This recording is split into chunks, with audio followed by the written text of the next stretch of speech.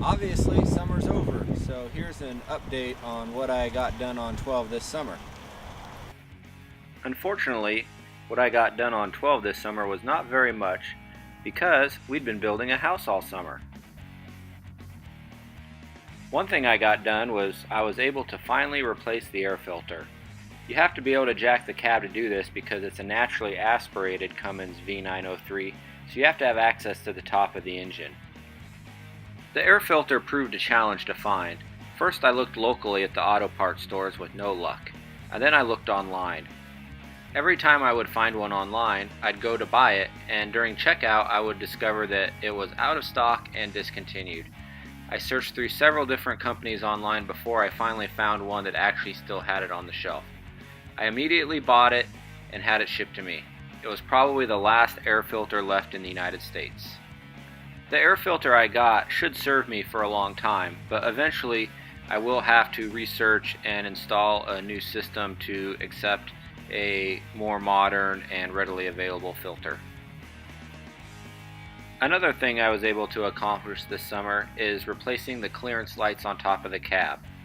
The old lights on there were missing the lenses and they had a lot of corrosion and pitting, and so I just decided to replace them with new lights. The first thing I had to do was actually remove the headliner from the inside of the cab. The headliner was already broken, but I was able to remove it without damaging it any further. Repairing the headliner is going to be a project all on its own, but in the meantime I continued forward with the clearance lights, installing them and wiring them up. There's a lot of electrical that still needs to be done, but it was nice to have this small accomplishment. I look forward to the day when all the lights on 12 are working properly. You may have noticed that there was an extra amber clearance light on the passenger side. This is actually original to the truck, ordered from the factory.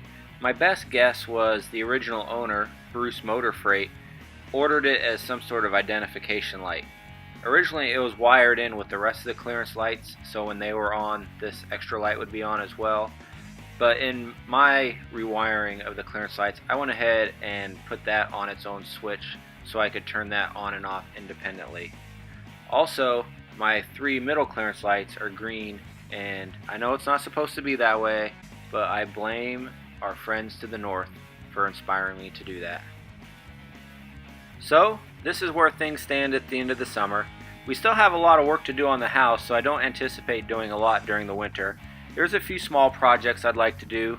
I'd like to try and repair the headliner, work on the driver's side handrail, and also work on the doors.